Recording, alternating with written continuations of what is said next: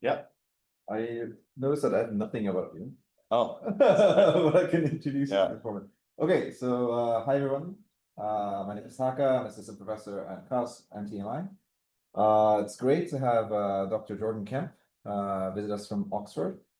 He's a postdoc at the INET, Institute for New Economic Thinking, right? Yeah. INET, which is led by Let's see if there's audio. Oh, there's audio. so yeah. New economic thinking. Yeah, so it's led by Doyne Farmer. Who knows Doyne Farmer? No? Complex systems guys? No? Okay. So he's what he's doing, I mean, you can talk about it later, but he's building a digital twin of the whole economy, the world. Yeah, it's very ambitious. And yeah, he's an economist. He's an economist. He's a complex systems. So researcher. he's trained in chaos theory, but since the 90s has been working in like computational finance and has been moving more into the econ world and trying to really like turn it on its head using complex systems. Yeah, he's originally a physicist. Yeah. So and you can look him up on Wikipedia. Really interesting episodes of him cheating in casinos and stuff, right? Yeah, he's a character. So yeah, check him out. And and yeah, before that he was at Chicago with Louis Betancourt. I did this PhD with him, so he's really in this urban complex systems arena, right, if you will. Yeah. And so yeah, we'll be talking about spatial relativity, information and selection as distributional measures of urban growth and inequality. So round of applause. Thank you for coming. And you want questions in the middle or Absolutely, yeah, please. Okay, so feel free to just raise your hand or just speak if you have any questions. It's an informal seminar, so don't try to sound intelligent. It's fine. Like ask questions, and we'll go on for an hour. I think I'll be here until like 11:30. And then we have the next hour just open, so you can catch Jordan, chat. He's also free after 3, so you can just grab him and have an individual discussion with him. Okay. All right. So Jordan, please. Great, thank you. So first of all, it's a pleasure to be here. I had the pleasure of meeting Taka a few weeks ago at one of these complexity events, and I was inspired by his work and a lot of your work, which is why I'm so excited to be here to share with you guys and learn from you guys. So like Taka said, I come from the complexity economics world, where the goal is to really rethink some of these like establishment paradigms of econ and essentially build more data-driven models of the economy. I won't be talking about any of that today, but if you'd like to discuss ABMs, I'm really happy to. Instead, I'm going to be talking about work that I've been doing with the Urban Science Lab at Chicago. In some ways, it's a continuation of my PhD work on studying like environments as a broad theoretical concept, and in other ways, it's pushing some data-driven methods forward. And so to start, I think, as I learned, everybody has different definitions of what urban science is. And so I'll start with our definition. And so Sorry. Yeah. Yeah. Yeah. I don't think everyone wants to see my face. Yeah. So, and so like Taka said, please feel free to stop me at any point. Yeah. So taking at least the econ perspective, they treat the micro and the macro world completely independently, completely separately, which creates a lot of problems for really just understanding what's happening for empirically testing theories. So our version of urban science is really trying to combine these two worlds. And so we have great micro measures and great macro measures. And the question then is, how do we combine what we know about society, about the world, about personal choices, to really develop better mappings between these two concepts. And we do so by essentially incorporating ideas from population dynamics, from population ecology, from biophysics, and so on. And so we're really attempting to like unify these two worlds. And the challenge that I'm going to talk about today is really in the challenge of coarse graining, of how do we identify relevant microscopic patterns and preserve these patterns under aggregation, so that when we produce aggregate measures of whether it be neighborhood effects, whether it be in change, like I'll talk about later, we're able to really preserve some of these local dynamics that if you just took averages, you would lose. And this is not a new challenge. People have been trying to do this for decades. There's been a lot of great progress made throughout this literature that I'm coming into relatively recently in the last couple of months. As you'll see in the next slide, I have more of like a behavioral econ background. Well, physics background, but answering those kinds of questions. So I'm still learning this literature myself.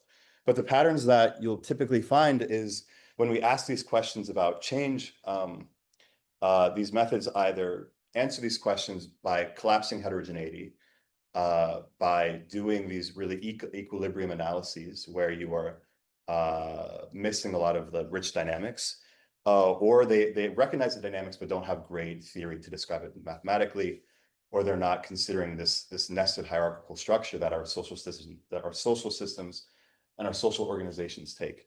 And so the work that we're trying to do at the Urban Science Lab is to develop theory that really incorporates all of these to create more cohesive, dynamical theories of social change. And so just a bit about my background. I worked on really advancing these economic concepts of heterogeneity. So how does the fact that, you know, we all have different histories, we make different decisions, different preferences, how does that affect the emergence of things like growth and inequality? Within this are concepts of bounded rationality. So we only see very limited versions of our world, and therefore what optimal choices we can make is really limited, as well as just the inherent randomness of the world. And these all sound like pretty like basic ideas that any good model of anything would have. But into the econ literature, this is all relatively new. And these are things that, like we mentioned before, the people at INET are really basing all of their research on. And so, so the work that I did for my PhD was really just building models of growth from the bottom up using these principles. And I think the main upshot is this role that the environment plays. And we're going to be talking about how we can study local environments and urban data. But these environments are really important for understanding heterogeneity as being really a source of heterogeneity. And this heterogeneity that we can see dramatically affects inequality, but also can benefit growth through different modes of cooperation. And again, these might seem like pretty obvious insights, but these are insights that we don't really have great mathematical tools to understand and to make sense of. And so really making sense of the environment, this involves like studying these patterns of growth and inequality in terms of these environments. And that's really the challenge, is how do we define these and how do we measure them? And what I'll talk about more today is, can we at least get a sense of the wealth in studying these distributional dynamics? And I'll get into what that means in the next couple of slides. So that was a lot of preamble. Are there any like big questions so far? Should I just keep talking? Yeah. You define your use of the word environment. Yeah. So for us, the environment is, well, I guess I'll start with like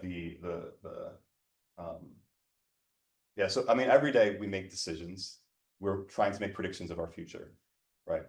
So, for example, I received a signal from Taka that hey, if I showed up to here this morning, there'd be a room full of people to listen to me talk. And so those signals that I received impacted the decision I made this morning to get up, to show up here, to start talking. So that in sense informed a prediction I made. And then presumably this talk is bringing some kind of reward to you guys, to me, right? So the environment is essentially this object that signals me about things about the future that I then interact with by making predictions and taking actions. So it's not just about the built environment. No, it's built, social, environmental, yeah. And at the end of the talk, if there's time, I'll get into like how we're modeling that specifically. But that's really like this paper, these two papers really go into that. And I've defined it in a really general sense. And that's the challenge then is how do we make the environment like real, so on. So This is interesting. Built environment, and I was thinking of the natural environment. yeah. Yeah. Well, so it's inspired by the natural environment in the ecological literature, but for us, it can mean a whole range of things. So this work is attempting to, formalize some of these social dynamics like I mentioned before, and we're doing so by applying ideas from information theory, and I'll get into what that is, as well as population ecology. Okay. Now, the two questions, back to these distributional differences, how do we measure those in a city to really get a sense of the local environment? And then as we take measurements of dynamics, of changes in population, of changes in income, how do we preserve these local measurements when we aggregate to redefine our narratives of how, cities are changing? Okay, so first we'll get into information complexity in neighborhoods. And so we'll slow down a sec to really think about this. I'm going to ask you guys, it's kind of a silly question, but I think it's really insightful, which is what makes a New Yorker? And so when you think about that, first your mind might go to a representative agent. So there is literally like the typical New Yorker. Maybe he's wearing a New York Yankees hat. Maybe he's wearing Tim's. I don't know.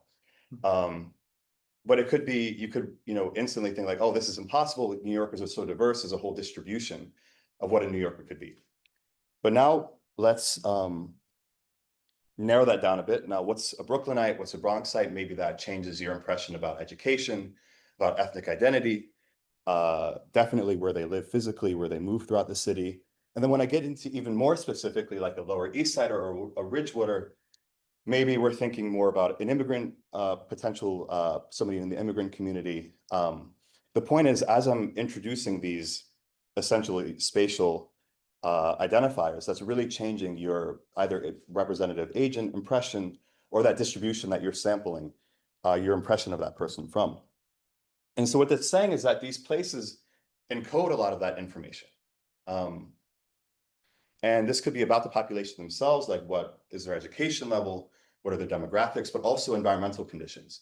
So what kinds of opportunities do these individuals have access to? Do Brooklynites have the same opportunities as a Bronxite? Which Bronxite, it seems such a weird word, but I don't know. So anyhow, the point being that as we aggregate from, say the Lower East Side to New York, we lose a lot of that local information. And that local information is telling us a lot about the complexity of New York City as a whole. And so to look at this in data, this is just the average income of census block groups across the city. And so you can see, the greener it is, the higher income, the redder it is, the lower income. And so unsurprisingly, places like the Upper East Side, super high income, the Bronx, lower income.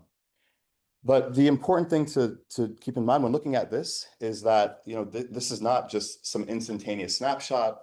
A lot of a lot of this has been, this heterogeneity has been persistent across generations.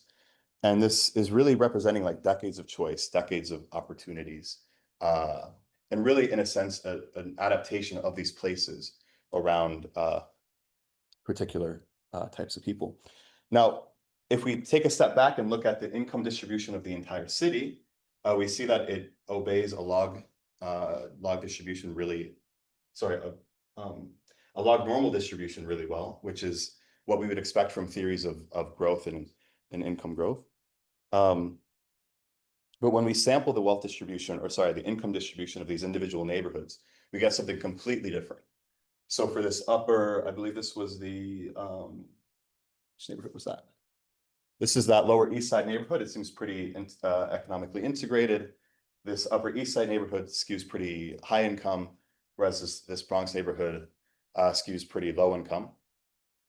And so to think about this in terms of information, we say, well, if I start with New York City as a reference, and then I ask about this neighborhood, any of these neighborhoods, well, you need a lot more information, a lot more local knowledge to really describe the difference between the two.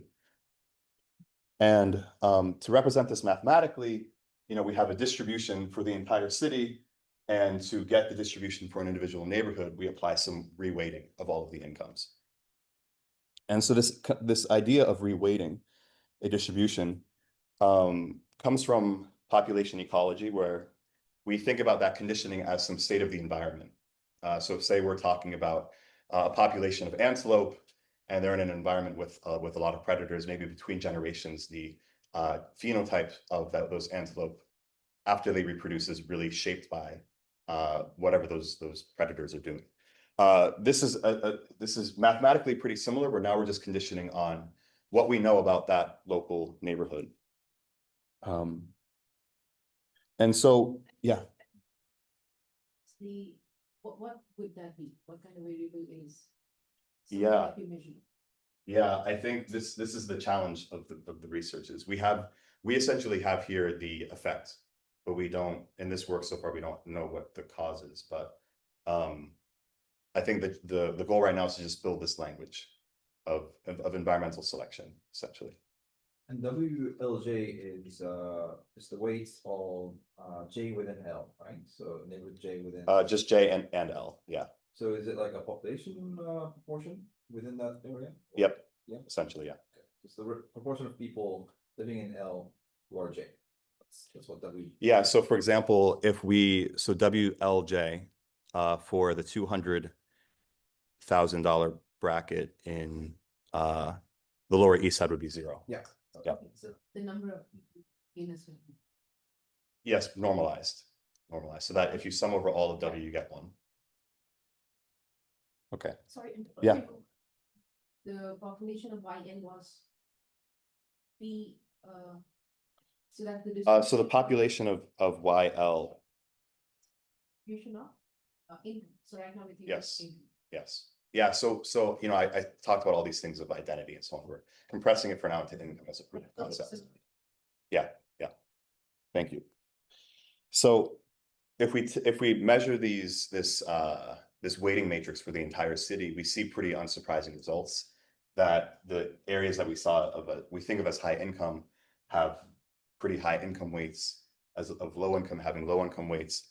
And this is measuring directly this self-sorting that is really well documented in the urban science literature that indicates something about things about social mobility and residential mobility and so on. So we get a lot of nice dynamics just by thinking about this reweighting. So to take a step back and think about the math a bit more, this reweighting takes the same form as the likelihood in Bayes' rule. Are people familiar with Bayes? Yeah. Yeah. Were you saying yes? Yeah. Okay, cool. So describe the equation. So yeah. And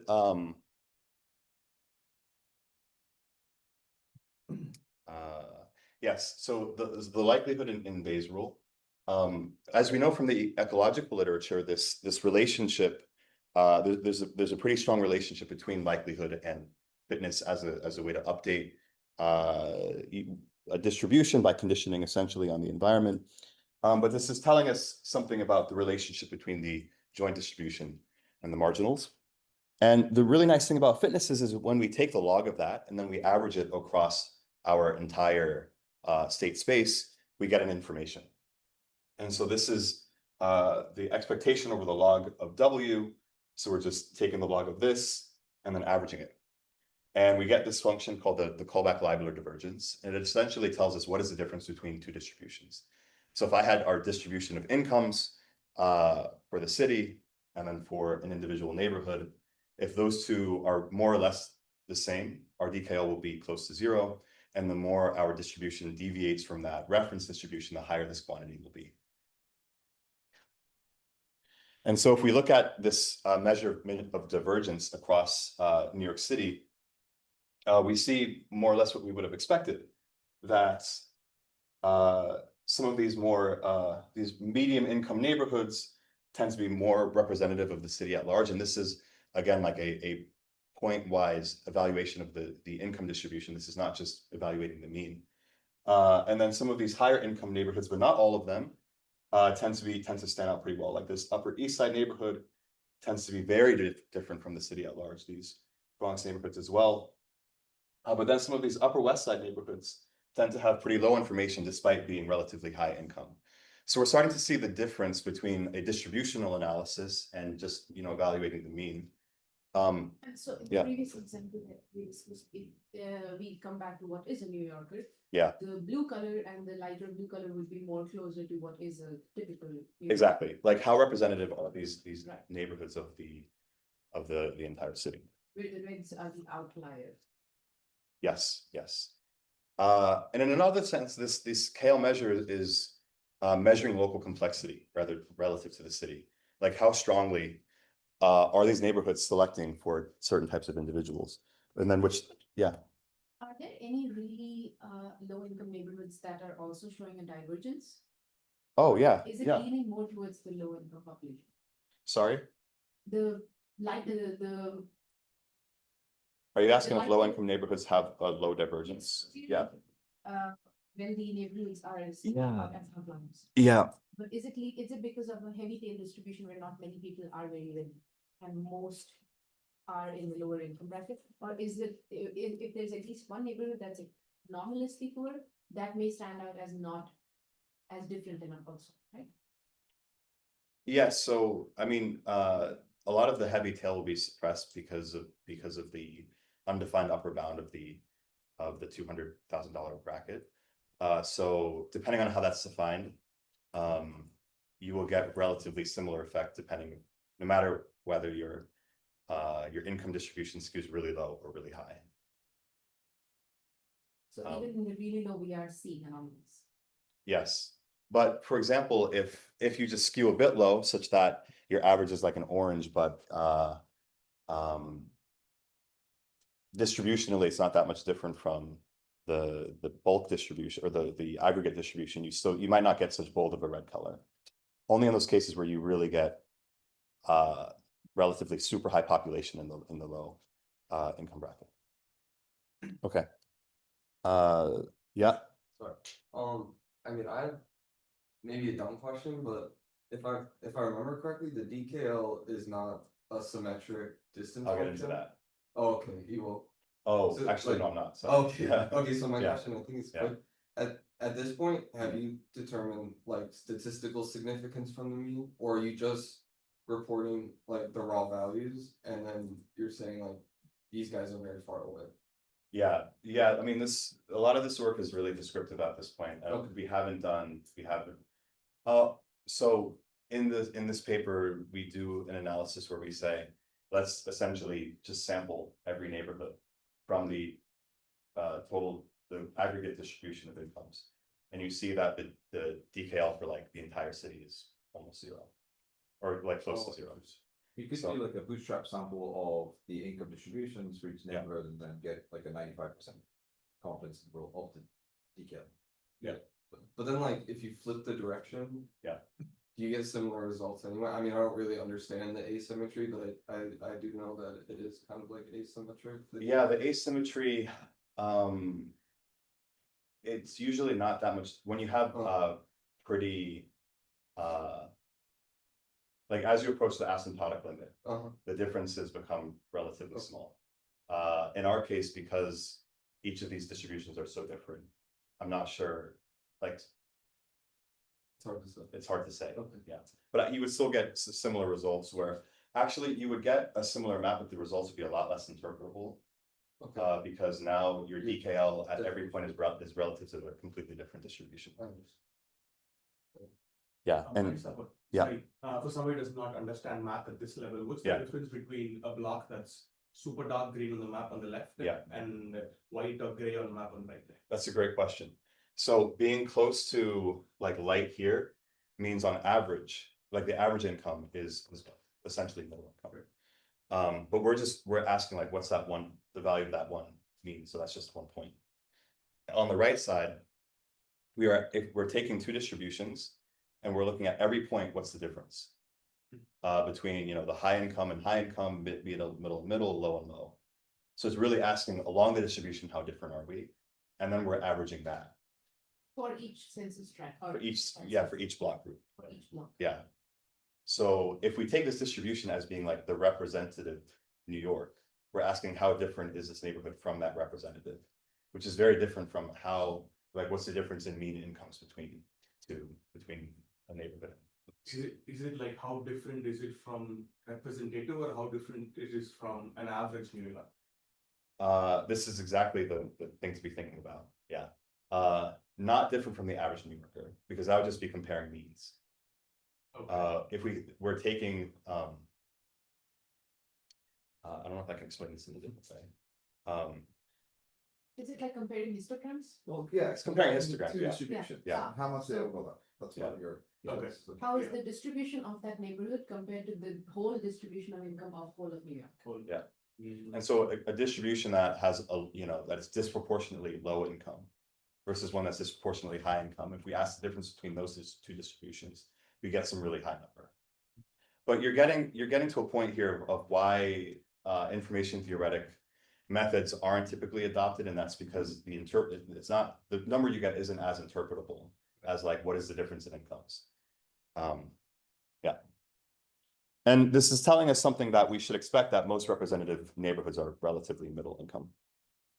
Okay, but now we can flip this. Instead of asking how, Sorry, quick yeah, comment, yeah. please. yeah, It's really interesting to me that Yeah. the distribution of income in any block should resemble that of New York, because New York should be really wide distribution, Mm. right? And every block should be relatively similar income group in my imagination.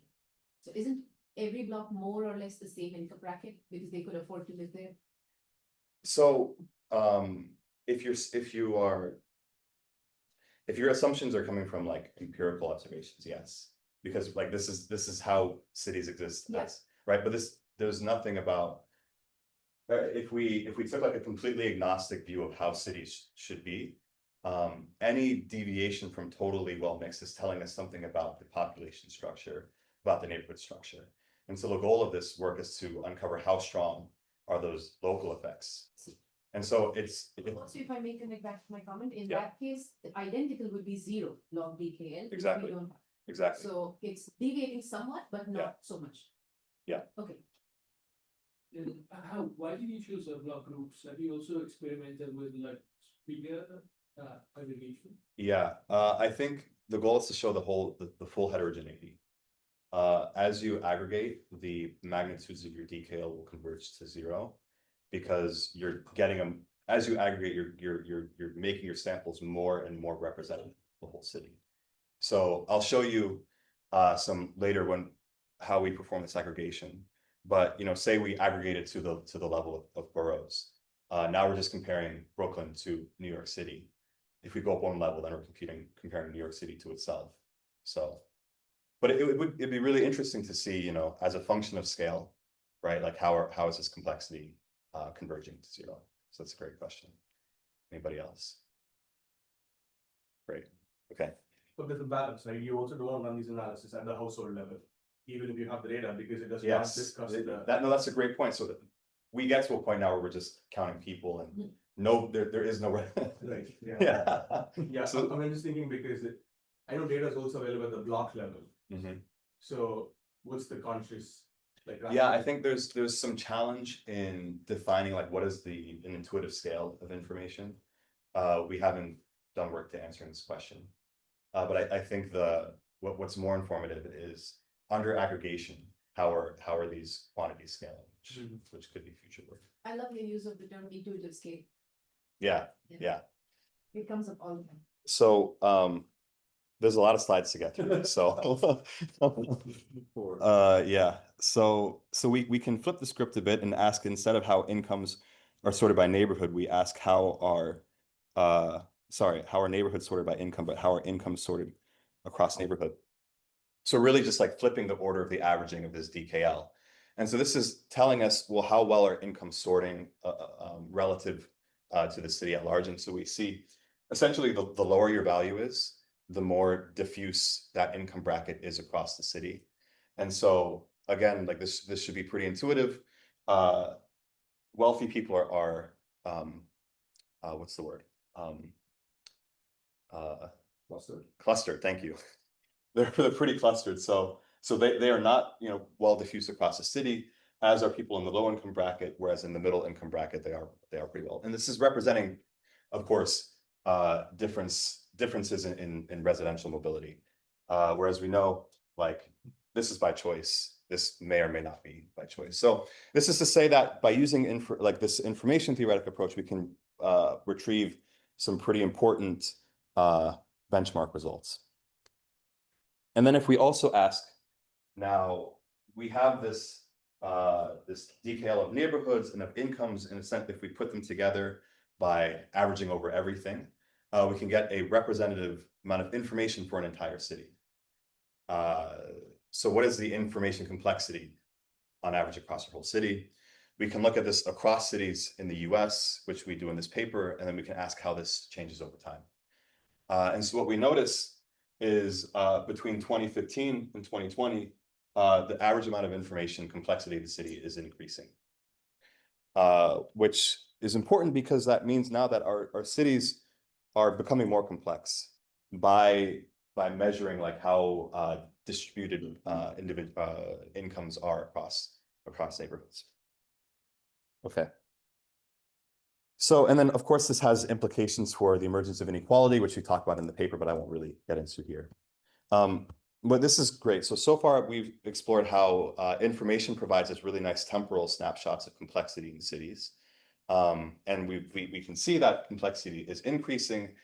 Now, the next question is, how do we measure these local changes? And then how do we make sense of these local changes in the aggregate?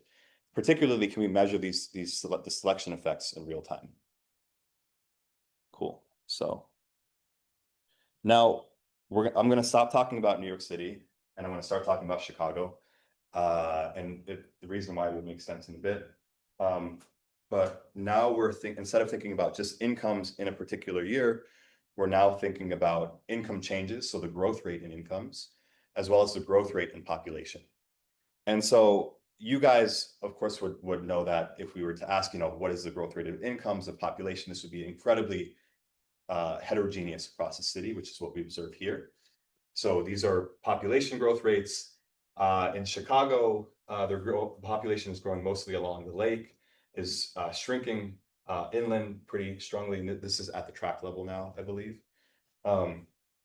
Whereas income growth rates are fairly heterogeneous across the entire city.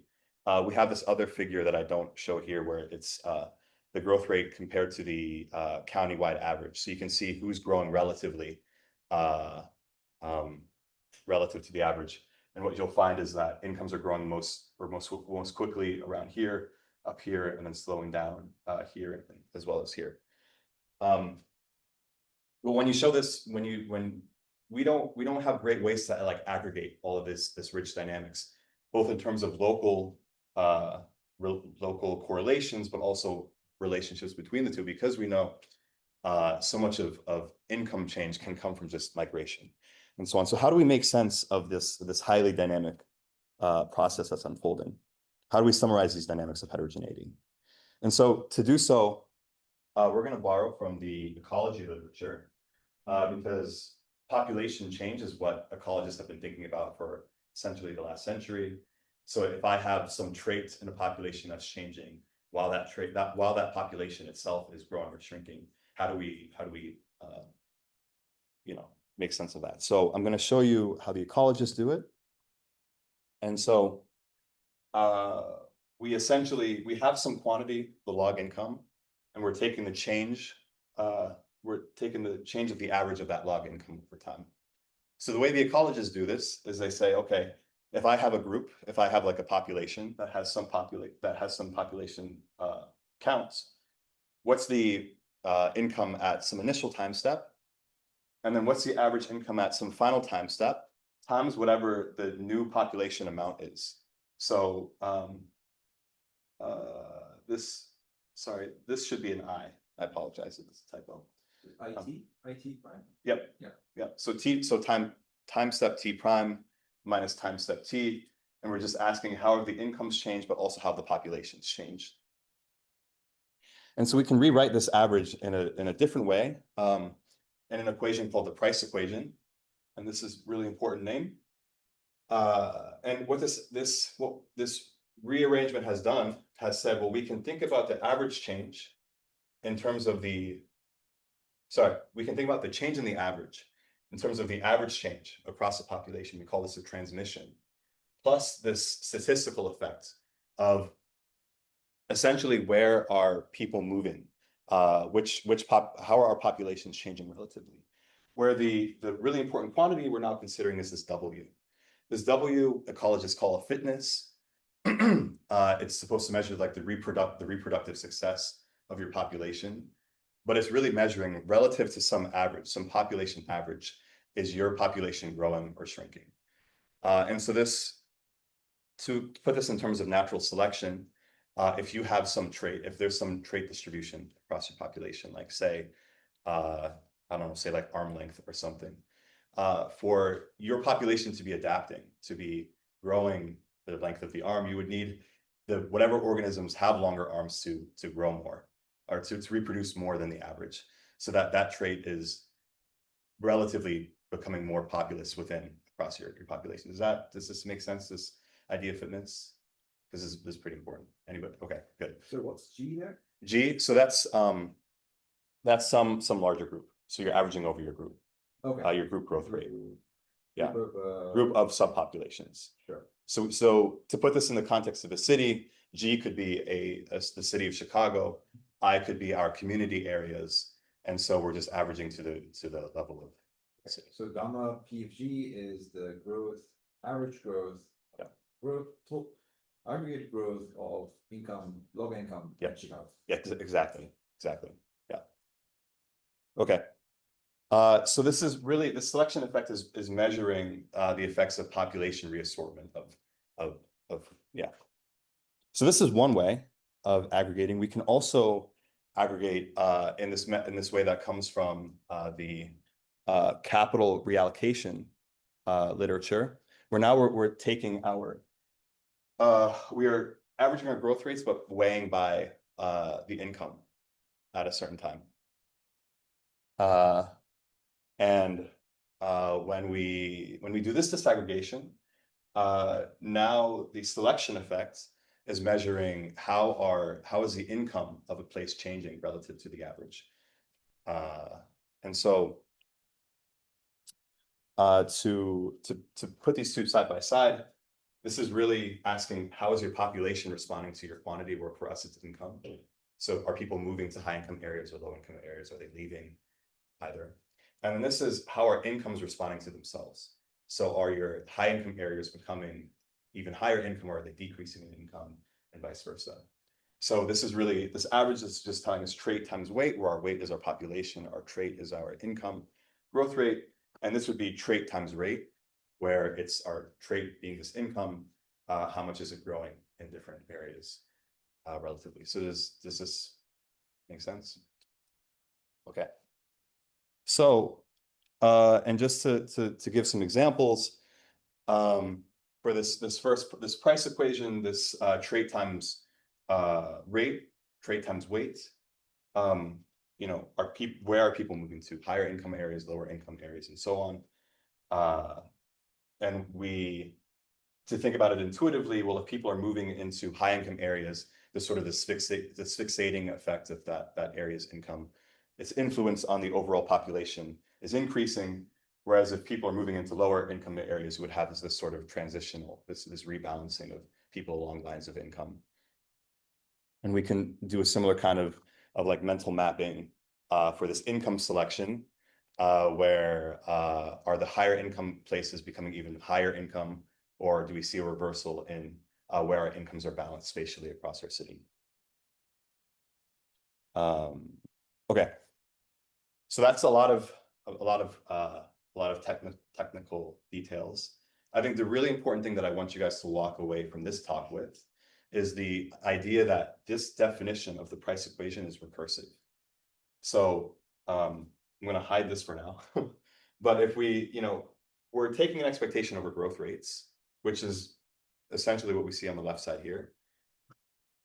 And this spatial unit could be composed of even smaller spatial units. So if we're averaging across communities across the city, well, those communities are composed of tracts, of block groups. So we can rewrite this expectation value in terms of an average over growth rates of those smaller units. And there's a typo again, this should be gamma j. Such that when we plug this in back to the price equation, we now have this expectation over another price equation for that spatial unit. So what this means is we're decomposing our city in terms of communities. We can then decompose those communities in terms of tracts. And we can do this recursively. Small. Smaller communities, yeah. Oh, sorry. So in Chicago, we have a designated unit called the community area. Oh. Yeah, and I'll show that in the next slide. That's, yeah. So we could start at the level of a nation and decompose it into selection across administrative regions, decompose selection at those levels across, whether it be cities or counties or something, until we get down to the level of the, some sensible level. It could be the individual. We don't have the methodology to handle that yet. But along the way, we're averaging so that we average these selection effects up to the aggregate level, giving us essentially a story in terms of our growth rate at our largest level of aggregation, in terms of selection at each of these levels of organization. So for us, this would be, how our population is changing across neighborhoods, across cities, across parts of the nation, and then, and so on. And so, but this opens up a lot of doors for questions, which is really like, what is the scale of growth that we're really interested in? At that scale, what types of effects are influencing how people are moving, how incomes are being reallocated? What factors matter at these different scales? Could one scale be would migration matter more at one scale, investment more at another? How do these effects vary across urban and rural places, and so on? And do you expect opposite trends at some scales? We'll get to that. So just to illustrate, imagine I had a city full of block groups. And so each hexagon represents a block group. This purple outline, this magenta outline represents like a tract, for example. And then we asked, and so at each place, we have the size of the money. It tells you how much income is currently there. The color tells you how much that income is changing. And the color of the people tell you how that population is changing. So looking at this left side, we see that the high income areas are increasing in population. The low income areas are decreasing in population. And so we would say this has a positive selection effect. Whereas here, the high income area is shrinking in population. The low income areas are increasing in population. So here we would see like a negative selection effect. So we can measure those selection effects that show up as these S's. So S for this guy is greater than 0. The S for this guy is less than 0. Then we can also just aggregate these spatial units up to the tract level. So here we've gotten the block group selection effects. Now we can ask the selection effects across tracts. And so here we see the high income area growing in population, low income area shrinking. So this would be positive selection effect. And then we can aggregate this to the city level and then measure the growth rate. So now we have a growth rate at our aggregate level. We have selection effects from the two levels of organization. And then we've taken the average of the incomes across the growth rates across the lowest level. So this visually is what the price equation is doing. And then there's an analog, of course, for the income reallocation. Yeah. Any questions here? Okay. So yeah. What is the relationship between the two gammas that you presented? So the one from the price Yeah. equation and the Yeah. other. They seem really correlated because Yeah, they are correlated. Yeah, but they're not quite the same. So we talk about this a little bit in the paper. It's really a matter of like, are you taking the average of the log or the log of the average? Is approximately what is the difference? The growth rate that gives you the income disaggregation is approximately the empirical growth rate of your distribution of incomes. Whereas this population, economists will look at this population disaggregation and be like, this doesn't make sense. We're really just averaging log incomes. Right. Yeah. It's not intuitive, but it does show these really rich dynamics that are useful. So we're doing them. But so they're different, but similar. Yeah. Yeah. And I think that the difference is in what effects are we really measuring. Here it's this population reallocation. Okay. So now we can look at real data. So like I said before, Chicago is divided into these community areas. They lie somewhere between county and tract in terms of population. I think they're on the order of 20 to 100,000 people. And Chicago is really interesting because the city is so highly segregated, and we often observe segregation along these boundaries of these community areas. So in Chicago, these community areas end up being like their own like micro cities in a sense. So that's why it makes it pretty rich to study. Now, if we are trying to measure the selection effect across communities, so we can perform this price equation, aggregating from the block to the tract level, and then averaging across tracts to produce a result. And what this is telling us is really where are people moving at the block group scale. So say I've come to a neighborhood and I've asked, well, what block in that neighborhood do I want to move at? Are high incomes attracting or lower incomes attracting my decision? That's what this selection effect is measuring, and then we can aggregate it up. Whereas this tract to community level price equation is measuring selection effects between tracts. So for this neighborhood, for this set of community areas, what we're seeing is that at the tract level, we have a positive covariance. So if people are moving into these tracts, are really moving to places that are high income. But once they're in that tract and they're looking at which block group do I move to, they're typically moving to lower income block groups. So we're seeing from this data that the decision is really impacted by the scale that they're making that decision. Now, here's a second community area. Oh, and by the way, we would say this is a competing effect between the tract level and the block group level. Now, if we ask this for this other region, we see here there's a lot of negative covariance, as well as here. This neighborhood is positive for both, and then for these two here, we see some competing effects again. But the point generally is that the relationship, as was asked before, between scales can be completely unrelated.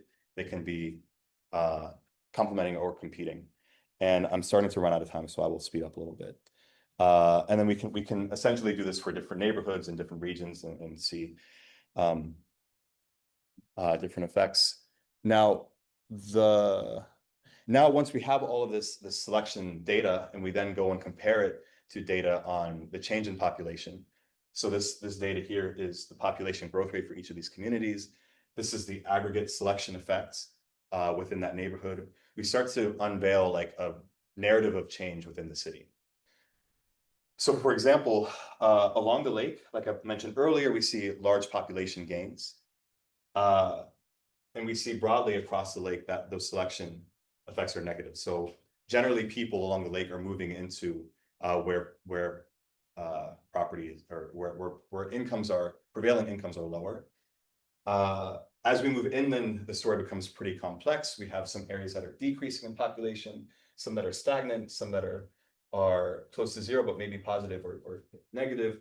And we see, again, as well, like a pretty richly heterogeneous set of selection effects happening. Now, these selection effects don't exist in vacuum. There are prevailing places of interest within these communities. There's various infrastructure that could influence where people are moving that we're not going to really get into.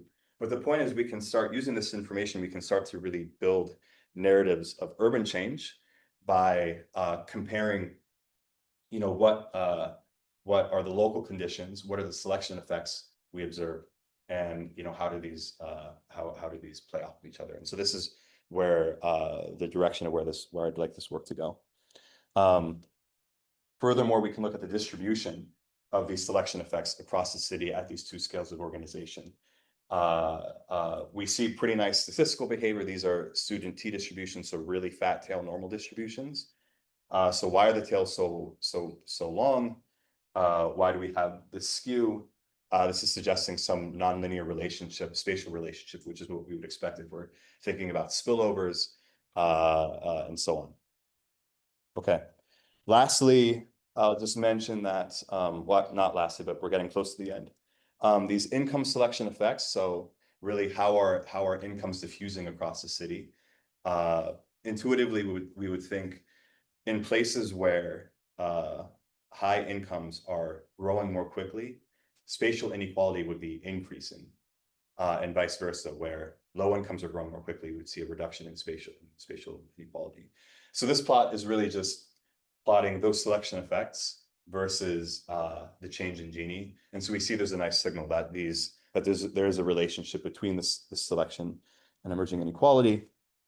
And then the last things I wanted to leave on are, well, what are these selection effects saying about the scale of change in cities? So I showed you maps for the population selection. These are also the results for the income selection. Essentially, we see a lot more agreement across scales in income selection. Generally, people are moving to low-income areas across scale, so there's a lot less compelling to show visually. But these are the results reported as a percentage of the growth rate of the county. So this is saying, for example, across all tracks, the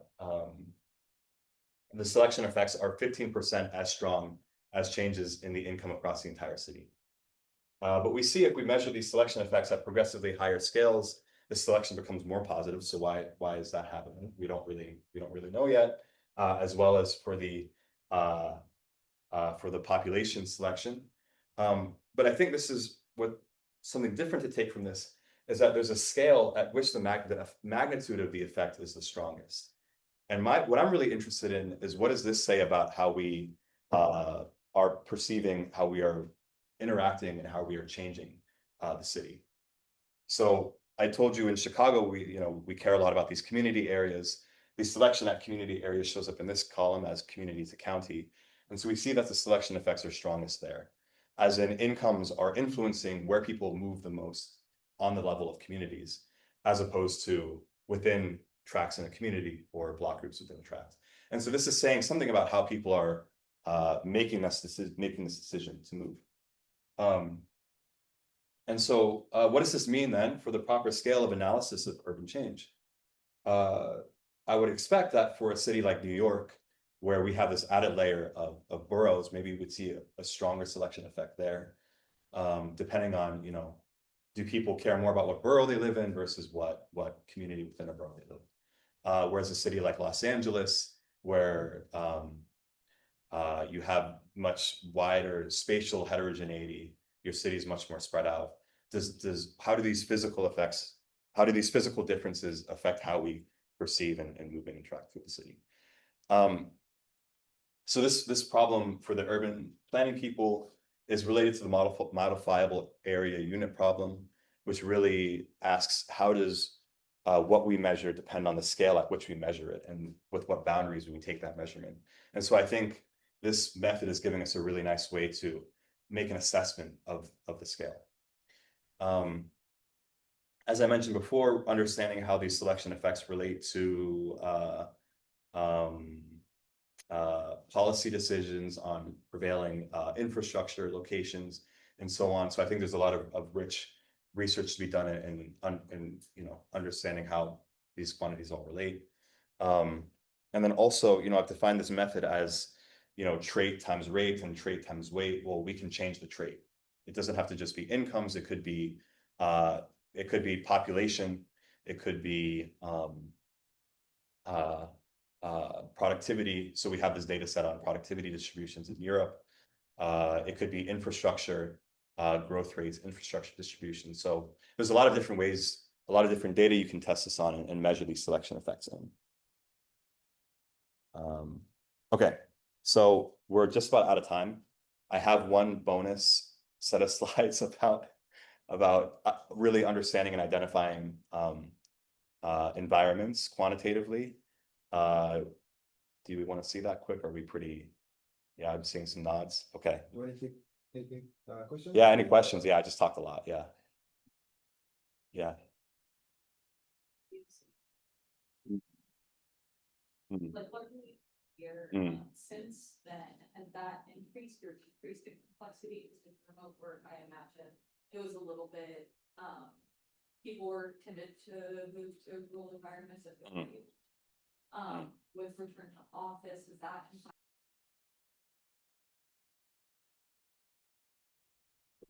Thanks for coming. So the last question, the last couple of slides is on this question of like, what is the environment? How does it influence our behavior? How we measure it? Yeah. So just to give you a much more clear definition of what I mean. So as I mentioned, well, I didn't say this with as much detail as required, but our environment, the environment that we interact with is composed of all of these statistical events.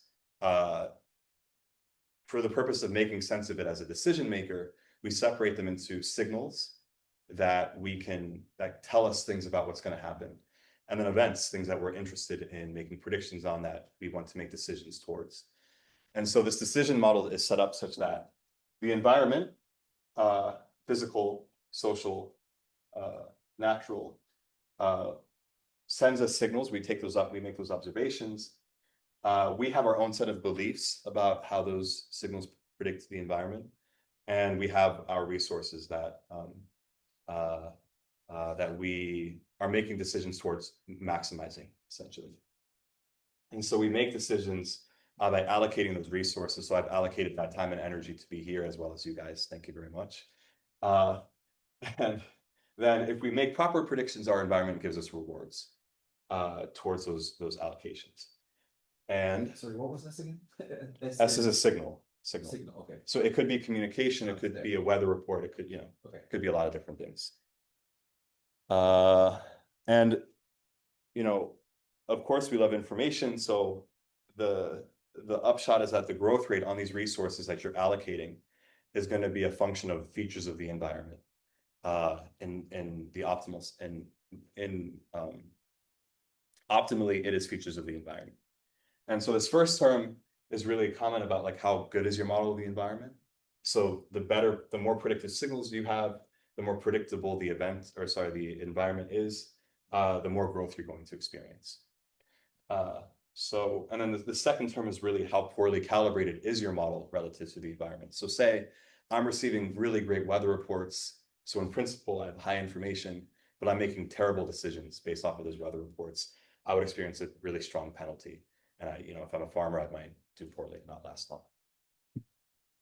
So to apply this, we come up with computationally a really simple model of the environment. And the papers that I linked, it's essentially just correlated coin flips. So I see a signal, I treat the environment as a coin flip, and I allocate my resources based on that. And this is really valuable because it essentially compresses our environment to two axes of decision. One is how predictable is my environment, and the other axis is how strong are the payoffs in my environment. So really, how often can I be correct is this axis, and then when I'm correct, how much am I rewarded, and if I'm wrong, how much am I penalized? And so, say we had an environment that every time step, I make a good or a bad decision, how much am I being rewarded or penalized? This would be a low information, low payoff environment. So my payoffs are pretty small and they're pretty unpredictable. A high reward one, now our rewards are bigger, really big, really small, still pretty unpredictable. But if I have high predictability, well, now it's the state of the environment is a lot more stable, and I can learn that signal a lot more easily with low payoffs, and then of course high payoff, high information. And so the dynamics this describes is essentially a dynamics of growth. So how much are your resources growing each time step? We can map this to changes in income data, essentially, where now years where I make good decisions, I will see my income increase, where I make bad decisions decrease, and the neutral case would be close to zero. Keeping in mind that there's a lot of uncertainty in this model. So the environment is unpredictable. Sometimes I could make like a good decision that I just get unlucky and I lose and I see a drop. So this is just a way of viewing the world and a way of interpreting time series data. And so the challenge then is, well, if we're assuming that all these people within a city are making decisions in an environment, how can we extract these parameters? So this is time series growth rate, income growth rate data for Albuquerque, New Mexico. And I actually didn't, yeah, so you can see they kind of look similar. So the goal is, how do we extract these two values? And each line is a spatial unit? Each line is a spatial unit, yeah. So we're doing some aggregation across so we're asking like, how good of a decision is the average block group agent making? Yeah.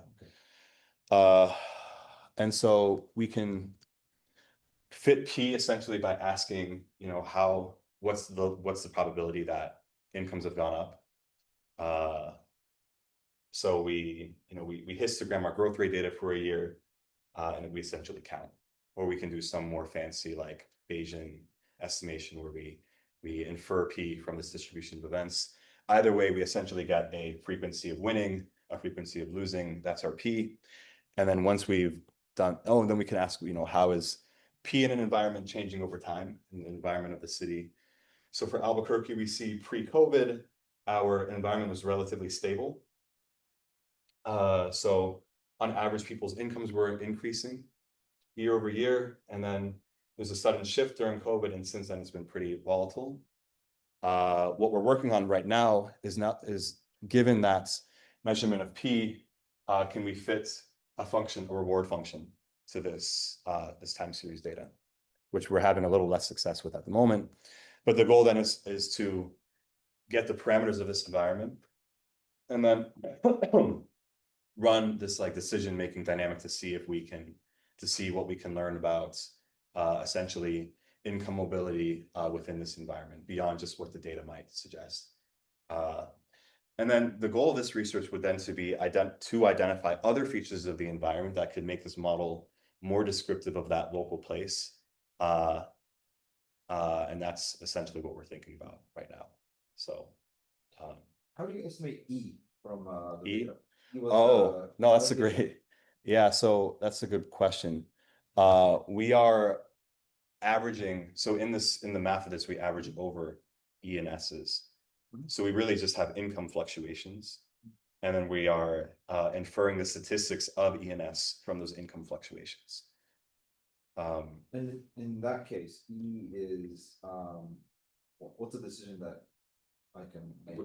It's undefined. Okay, Yeah. it could be something like, I moved to this place, or I invested in education, like that.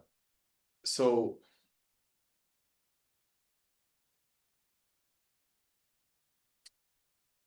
I mean, so for every agent, it could be very different. Like an E for me would be to give a talk, but an E for like a trader would be to like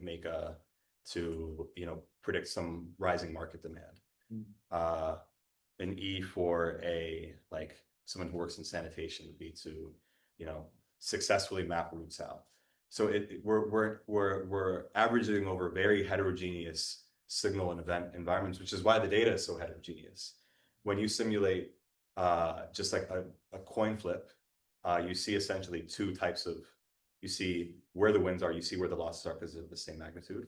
But in this data, we see fluctuations of all magnitudes. So we're encoding a lot of events, a lot of signals into this data. And the goal then would be to, as we add parameter dimensions, we can enrich, our understanding of like what are the types of events and signals people are. Right now you're using income growth as S. No, income growth is, we can look through the paper and make more sense of it. Yeah. I guess is there a marker?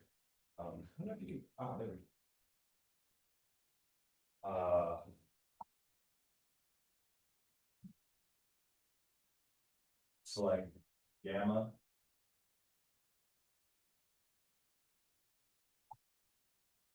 So like We're ready to respond it.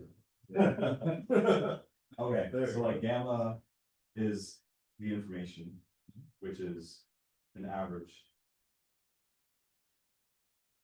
I think it's something like that, right?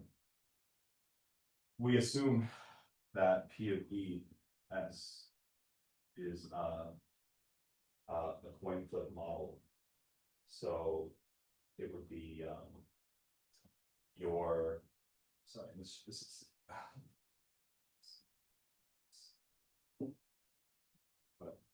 so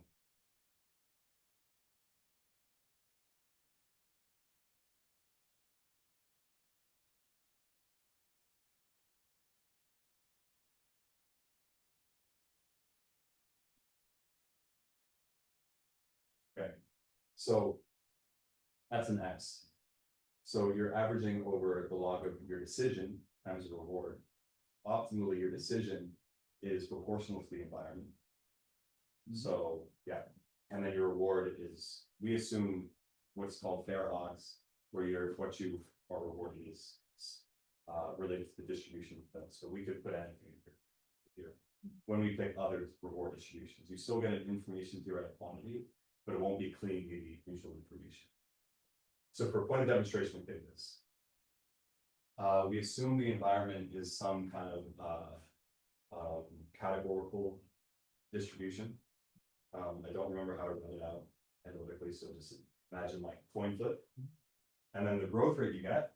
So then you're plugging in like coin flip environment here, a uniform distribution here, and you're averaging over like that coin flip process. You get a growth rate that is parameterized independent of DNS.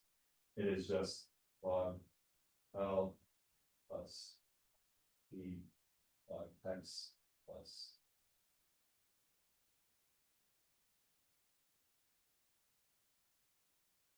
over L max. So where L is your reward, and P is the weightedness of your coin,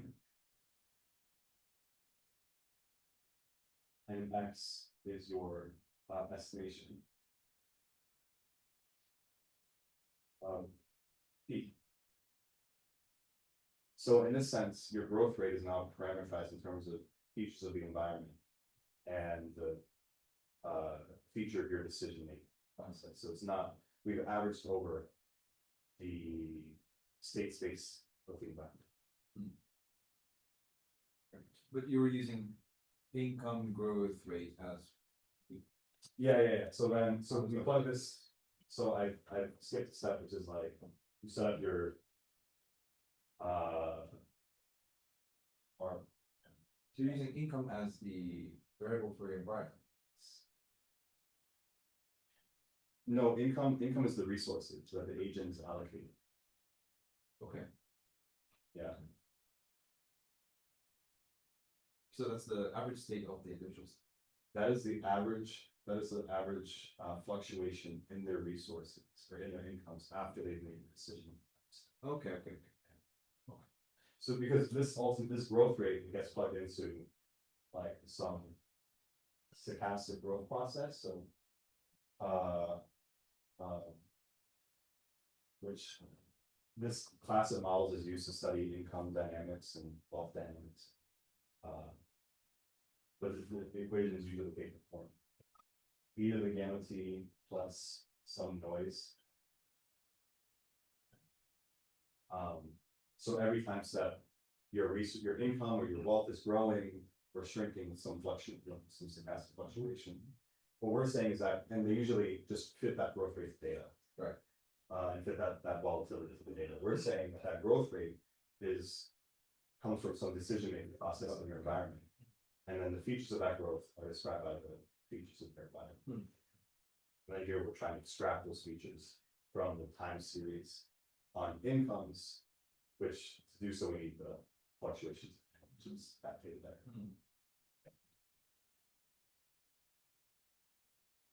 The point being that that model is way too simple to describe like anything real. So like what features start to matter in decision making? How can we plug them into the environment? Yeah. Any other questions? Yeah. Yeah.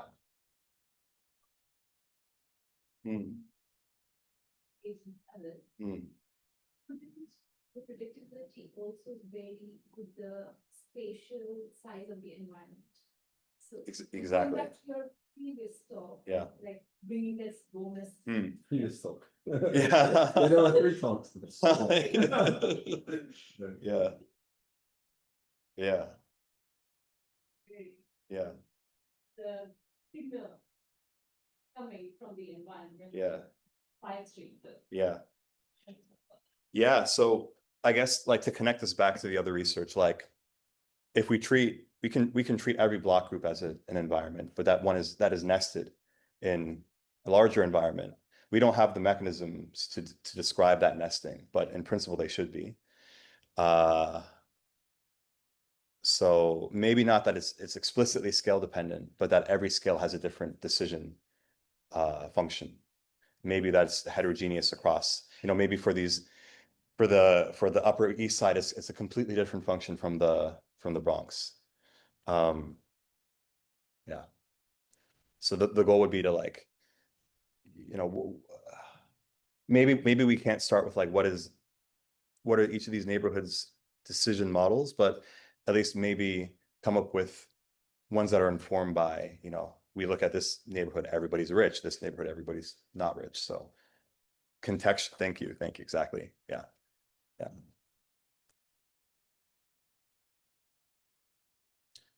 Okay, I'll just put the conclusion slide up. So this is this is what we looked at today. And then to acknowledge these three did a lot of the early work I showed. Laura and I did a lot of the selection effect work. And then if you want to be notified when the papers are out, you can just get that. Email, automatic email list. Yeah, because usually you say, oh, here's the paper, but the papers aren't out yet. So yeah, but I'll just email you when it's ready. So that's all. Yeah. Stop recording because I'm gonna run out of power. Thank you. What did you stop? No.